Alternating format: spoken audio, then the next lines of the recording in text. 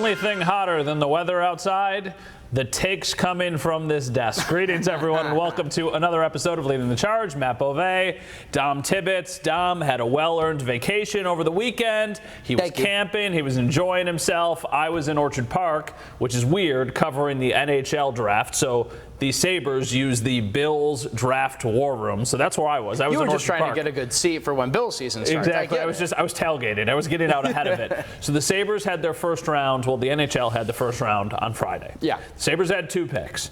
For the days leading into the draft, we talked about whether or not they would use those picks. They used both of them. Surprised, concerned, how would you describe what you think about that? I think the beauty of the conversation now, as it was maybe a week ago, Matt, is that hindsight is 20/20 here, because we know that reports are out there that the Sabres pursued a trade with Connor Hellebuyck, and that probably would cost them the 4th overall pick. So now that we're at this point, I'm a bit surprised about the 20th pick. The 4th overall pick, you have to really love the deal you're getting there too, because you got to think to yourself, if you're the Sabres, you are hoping to never be in this position again where you are picking within the top 5, because that means you are a bad hockey team again. And I think the Sabres had 15 years of doing that already, so they're looking to move past it. So go get the pick, a guy that they believe with Daxon Rudolph, a really high target, or I should say a high ceiling prospect. The 20th, though, I still feel a little bit surprised, because I'm not saying that Morozov is going to not work out or he's not a good prospect. He's a first-round guy for a reason.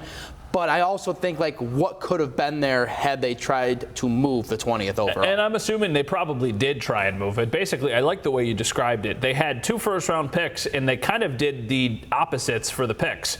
With Daxon Rudolph, I got to make sure I keep saying it, because you're naturally trying to say Jackson. With Daxon Rudolph, he is a very high ceiling player. There's a lot of risk, there's a lot of reward. With Ilya Morozov, he is a very high floor player. The center, it's he's going to probably be a lockdown 3rd line, 4th line center in the NHL, but probably not more than that. I don't have a huge issue that they made both picks, but I still think that they need to be active moving forward. Yeah. So, speaking of the picks that they made, we actually just saw them on the ice a couple hours ago. The Buffalo Sabres began development camp this afternoon at Harbor Center. I got to tell you, for as hot as it was outside, watching an afternoon of hockey inside an ice rink was pretty fantastic. Dom, we get out there, and of course, the first guy we're looking at is Daxon Rudolph, the 4th overall pick. That makes sense. Yeah, it's funny too, Matt, because Daxon Rudolph, let's just put some respect on his name. That's a big defenseman. Yeah, he's got 6'3", size to him too. But there's a lot of size in that prospect pool that we saw there too.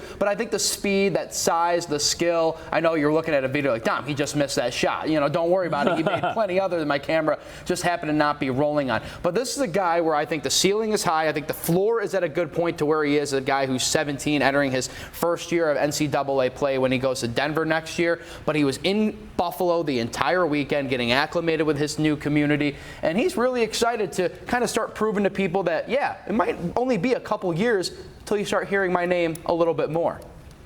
Yeah, super cool and exciting. You look at their playoff run this past year, it's a lot of fun to watch, and you see the crowds and everything, and there's a fun team to watch. So they're trending in the right direction, and definitely super excited to be a Sabre. Jarmo spoke to the group, Lindy spoke to the group. I think we have amazing people here, not just the hockey staff, but the people behind the scenes, the strength and conditioning. They do an incredible job, and I think it's just enjoy being here and all the information. There's a lot of information being thrown out at these kids. Yeah, and I've covered development camp every single year since I started working here at 7, and it's to Michael Leone's credit as the Rochester Americans head coach, is that it is funny to watch guys literally transition from young kids, which they still are, but a couple years. But I think of the 2 hometown guys like Gavin McCarthy and Patrick Geary, who have been in this development camp for a while. The maturity rate that these guys go through, and then you couple that either they're playing in the minors or playing in college or whatever it may be. It's kind of impressive to see guys come back and you're like, whoa, there's a big step up in their game. So the Sabres, like we mentioned, on Friday night had the 4th overall pick and they had the 20th overall pick. In both of those picks were part of conversations to acquire Winnipeg Jets goaltender Connor Hellebuck, but it does not feel like those conversations are dead, at least not yet. Elliot Friedman from Sportsnet said on his 32 Thoughts podcast earlier this morning that he does not believe the talks are dead between the two teams, and he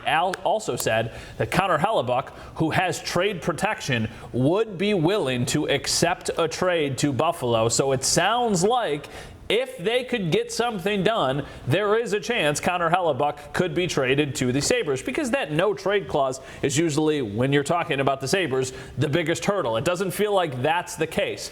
Now that the 4th and 20th overall pick would not be part of this deal, it becomes more complicated to pull off. But let me tell you something.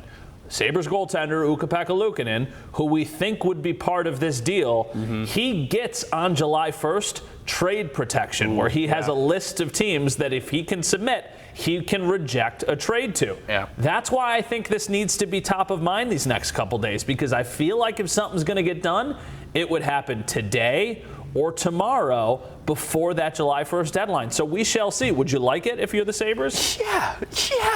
I've also, a little biased. I've been on the Hellebuck train since the very beginning when it was kind of this rumor he would be shopping around. I also think, too, another interesting piece, because it's going to take more than just Ukko-Pekka Luukkonen to pull this off. Josh Norris, I believe, too, is in that same boat where he has no trade protection clauses coming up when July 1st strikes, too, because that's a guy who has been widely reported would be a trade piece. But I love it. Whatever it takes within a reason to get it done. But you'd have to look at exactly what the pieces are. I've had a couple buddies float out Tage Thompson's name. No chance. No chance. Absolutely not. And I think that's a little bit too rich for the Sabres.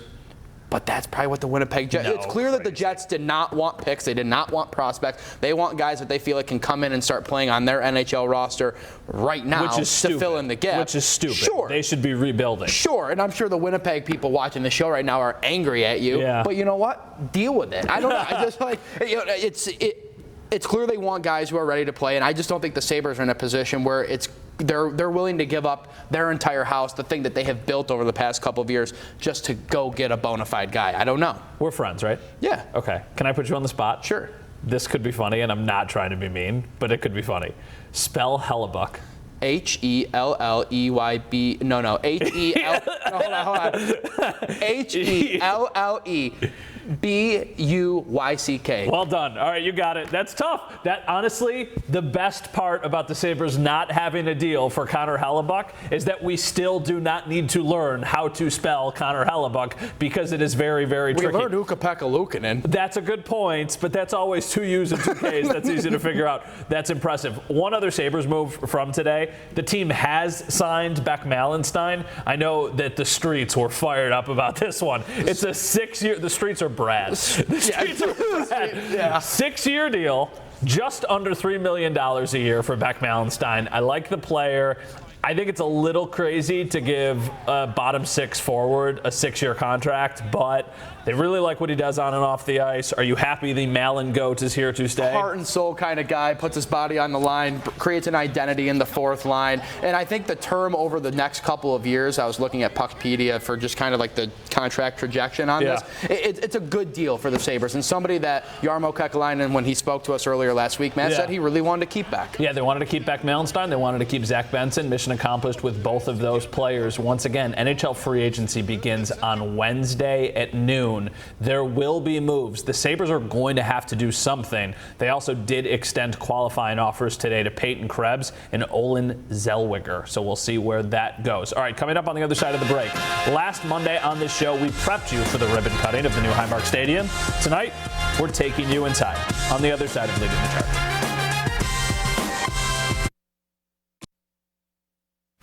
Welcome back, everyone. So last week on this episode of Leading the Charge, on that episode of Leading the Charge, we heard from John Polka and Frank Corvada from the new Bill Stadium. They had a lot of things to talk about, how meaningful this project has been to them. And then the next day, we had a chance to go in. Initial thoughts? It is a complete 180. It's like, I'm going to use it again, an 86 Camry to a 26 Porsche. It is a really nice stadium. It is pretty beautiful. So let's take you inside, courtesy of my colleague, Jeff Russo.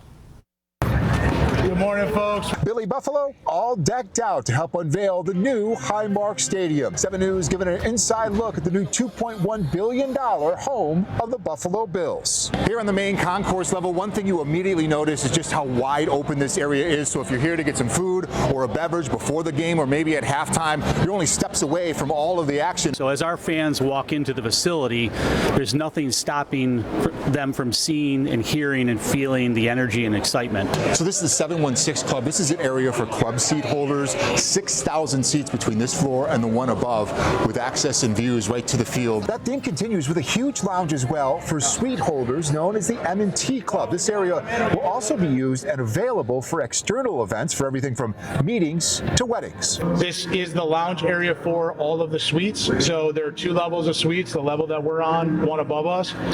Everybody will have access to this space. And all the bells and whistles of the new facility continue downstairs. All right, so we're inside the field club. We're here on field level where folks will be able to gather here, get something to eat, get something to drink, and watch players come right out of the tunnel and walk right out onto the field. All right, now for the star of the show. Down here on field level, you can really feel the stacked design of this stadium that brings each and every fan just so close to the action. I think the verticality of the building, this building is built to rise out of the ground. It doesn't rise outward. So I think what you get is you feel the sense of how tall this building is. And what that helps really is then all of those seats are closer to the field. The new Highmark Stadium now considered 99% complete as the Bills now push ahead toward the inaugural 2026 season. There's one more level of cool factor, signage, art, sponsorship signage, interactives, things like that. They're the very last things to go in. So obviously the stadium is very, very nice, but tonight we're also showcasing one of the especially impressive parts of the new stadium. Earlier this morning, I was invited out to a unveiling for the Seneca Resorts and Casino field level. My colleague Eileen Buckley has more on that. The stadium is built on our land, and we are here to share this announcement. The Buffalo Bills have a new founding partner for the newly built Highmark Stadium in Orchard Park. Seneca Resorts and Casinos signed a major deal with the team, announced Monday inside this lavish new field club. How did this all come about? You know, so for the last probably almost year, we've been talking with the Buffalo Bills. And you know what? We wanted to build really a more than just a partnership. We talk about a collaboration into the future. Seneca Resorts and Casinos will also sponsor the Bills Legends community. Bills leadership honoring the nation, calling the Senecas an incredible partner. I think it's great. You know, this is ancestral land, and we're happy that we're on it. And I think this makes this partnership even more meaningful. What do you say to some that feel like they'll never be able to get into here and enjoy this? I mean, there's disparities on the Seneca Nation.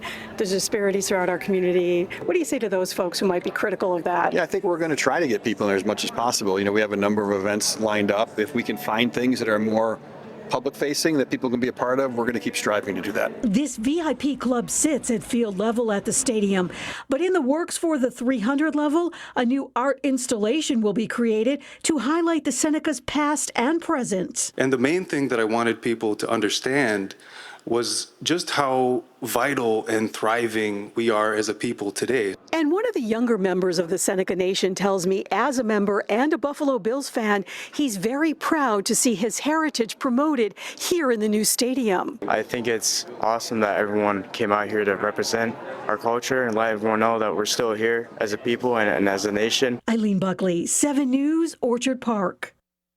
So I got to say, when I was there, obviously the presentation today from the Seneca Resorts and Casino, one of the things that I talked to Pete Goalie about afterwards, I was like, hey, you know, you just did your massive indigenous lacrosse story. I was like, could this building hold lacrosse? And he, you know, kind of smirked and like, yeah, I definitely think we could. It can't host soccer, but it can host lacrosse. So it can host soccer friendlies. It cannot host FIFA sanctioned events. So, you know, if the World Cup was back or something like that. Yeah. But if there was a friendly, let's say between USA and Canada, hypothetically, they could play that game there. So there are a lot of events. Now, I also understand that has been a comment and a concern for a lot of people. Tickets are insanely expensive. I will never get a chance to see the stadium. I can tell you they are trying to make it so there are a lot of opportunities, whether that be concerts, public events, free events. We shall see down the road.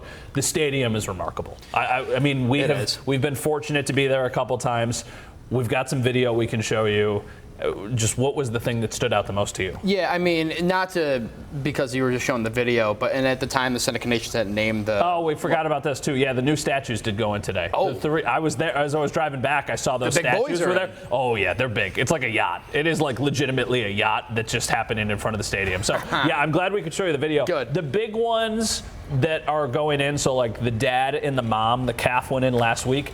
I like how these look far better than the one that went in Those look like more traditional bisons. Yes, exactly, which makes a lot of sense. All right, yeah, back to the stadium. I did want to show this video. That field club level is really cool, like what we were showing in that last video, the Seneca Nation partnership down there, because that reminds me a lot of like when we went to Hard Rock down in Miami a couple years ago for a game. Like they had a very similar setup, and I thought that's very cool. It's very different than what old Highmark Stadium was, but it's a really cool upgrade too. I love the concourses that Jeff Russo showed in that video. I love how fans are going to be able to walk through that and just literally see the entire field. Yeah, that's cool. And I know I don't spend a lot of time up there during games. I'm down on the field. The field level is really cool, but there's an ice cream machine in the press box, and that is pretty cool. So I will be getting pregame ice cream. I will probably not feel that great in the hot August heat and September heat, but I'll deal with that. I'll say the concourses are definitely a noticeable standout. So is the art, and I'm not a huge art guy, so for me to say that is a bit of a surprise. Everywhere you go in the building, there is a lot of attention to detail, but the public art is really cool. Like there's art that is honoring and respecting the indigenous culture as partnership with the Senecas. There's a bunch of art done from different Western New York artists, which is really cool. The other thing I'll say is there's not a bad seat in the house, because the word verticality is not a word that I would ever use in just my day-to-day vocabulary, but if you are in the building, I think you understand what they're talking about. If you're up at the top, you know you're high, but you're not far away from the field. You're high, but it's almost like you're looking over it, very much like a press box feel. Yes. You know, that's the look that we're used to, but I mean, you can see it. It also just looks so pure without the lines on it yet. I know that obviously will change, but it's a pretty impressive building. So if you ever get a chance to go to that stadium, whether that's now, whether that's down the road, we definitely would recommend it, because there is a lot of time, energy, and just effort put into that building. All right, final thoughts coming up on the other side of the break. Don't go anywhere. Leading the charge. We'll be right back. So, as we do every week, our final thoughts to end the show as we get ready for what should be another kind of busy week with the start of free agency coming up in the NHL, a couple more days of development camp. You've got some stories set up. But the final thoughts are usually when we have a chance to vent, maybe have a spicy hot take or two, and it sounds like Dom is about to offend some people. One shot, please.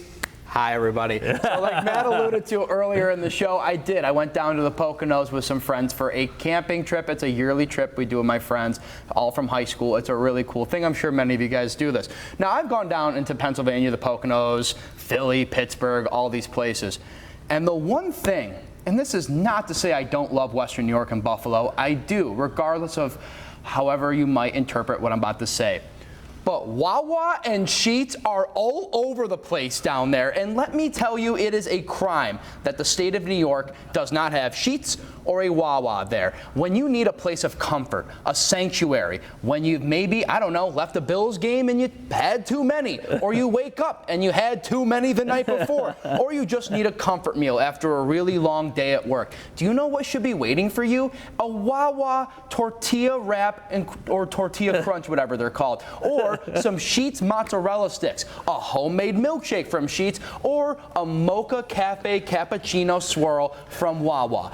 I don't know why we don't have them here. Who do I need to talk to invest money? I don't have a lot to give, but I could give my honest opinions, a little bit of money, and just good marketing. I'll tie Matt into a deal as well, too. He has way more social media followers than me. So rant is over. We need Wawas. We need Sheetz, Speedways, 7-Elevens. I like you guys. You're good.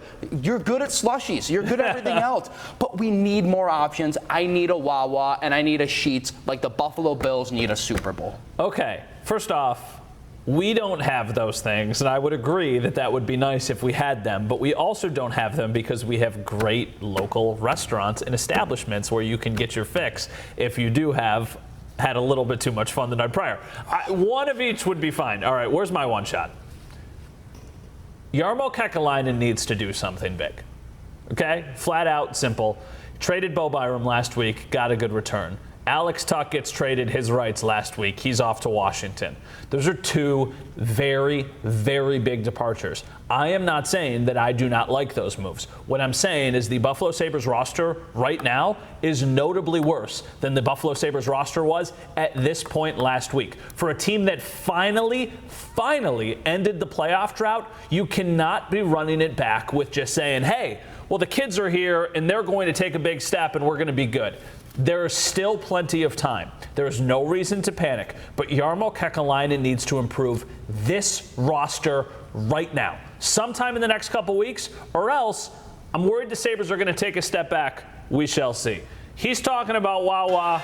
I'm talking about the Buffalo Sabres. You guys can talk about whatever you're doing the rest of your night. Bye, everybody. For Dom, Jeff, and Michelle in the control room, I'm Matt. See you guys next.